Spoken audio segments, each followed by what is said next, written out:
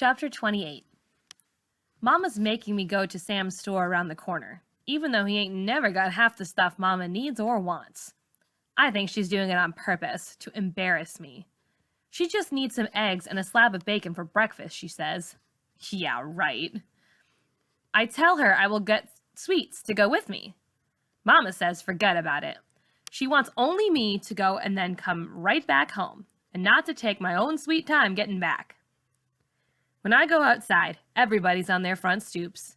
Kids, mothers, fathers, cousins, and it seems like everybody's out there to ask me what happened and why a smart girl like me didn't know any better. When I get around the corner and see John's face, I know the day can't do nothing but get worse. Ooh, he says, strutting across the street like he's cool. You did it now. They ain't letting you back in school, are they? John's smiling. He's happy as can be. The worse things are for me, the better some folks like it. John's one of those people. I keep on stepping and counting cracks in the sidewalk while I walk. John offers me some gum. No way am I taking anything from him. At least you're keeping your mouth shut, he says, chewing on the gum. Squealing on your friends ain't even cool. I stop walking and stare him down. Ain't nobody to squeal on. I done it by myself. You don't have the guts, he says. They got the right person to pin it on, too. We all know you don't have the guts enough to tell. Me and John are walking to the store side by side. I ain't talking, ain't even looking at him. Just walking. Eyes down, legs pumping, brain busy thinking about all the mess I'm in. So I don't see them boys coming. They just show up all of a sudden, crowding in on me and John, blocking out the sun with their big selves. They're after John. They say his big mouth got one of them busted for shoplifting. Next thing I know, they're whooping down on John. I'm screaming in my head, but nothing's coming out of my mouth. John's little short arms are stretched out, and his hands are balled up, and he's hitting back as best he can. But there's still 3 against 1. John's losing, big time. Nobody on the street is doing nothing to help him. They're just watching. John's already got a busted lip. His left eye is swollen, and water, maybe tears, is running out of the right one. I'm standing there, shaking, my hands and my arms like I'm fanning myself dry. John falls to the ground and covers his head with his arms. Those boys are stomping John good.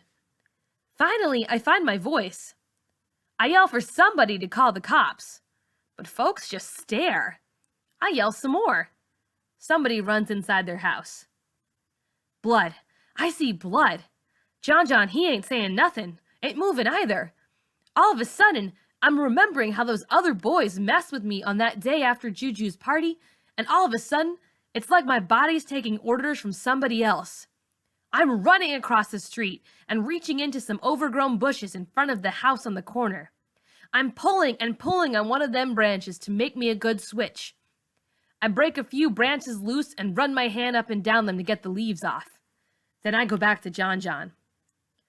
One of them boys is looking at me, daring me to use the branches. My heart, it's beating in my chest, hurting it so bad. My hands are burning from yanking and peeling back them leaves. My throat is so dry, it's burning too. John, he's laying there still getting beat. Next thing I know, I'm hitting them boys. The first boy that I hit yells like a baby. His arm swells up quick. He gets himself off John fast and comes for me. I keep swinging and sweating and praying for the police to come. I hear their siren getting closer. The next 2 boys are off John now, and all of them are coming for me. Coming. I drop that switch, and I close my eyes. One boy's got his hands around my arm and squeezing it. The other one's is cursing me good. I'm praying as hard as I can them police get here now. Only I don't hear no siren no more. They gone to someone else's house, I think. Gone and left me here to die. Them boys saying they're gonna beat me worse than they beat John. I ain't saying nothing. My eyes are closed and pee is about to pour out of me like water. Then I hear some other people talking. Grown-ups. All of a sudden I hear a pop and a slap, and then boys let me loose and start running. When I open my eyes, they're halfway down the block. And Caleb's standing right there. Him and his mama and a whole bunch of grown-ups from the block. It seems like they came right out of thin air. "Ain't gonna have no girls being beat half to death, not round here," some old man says. They got brooms and bats and a shovel. Caleb, he's helping John John up, telling him he can come in his house and get cleaned up. John John looks a mess, but he's gonna be all right. Caleb's mama asks if I'm okay, if I want to come on inside. "No," I say. "I have to go home and let Mama know what happened." I don't say nothing to Caleb. I just give him a weak smile. Me? I'm feeling lucky he came along like he did. John John's always talking about how black I am. Well, I'm still the blackest thing in school, but it was me that saved his butt today. People are helping John John inside Caleb's house, like he's some baby learning to walk. I take myself home. I don't have to tell Mama much. The story gets to her before I walk in the door. She says she was just about to come for me. She makes me tell her the story 3 times before she lets me go to my room. After I'm there a while, Mama knocks on my door. "A letter just came for you. It's from the library. You owe them money?" she asks softly.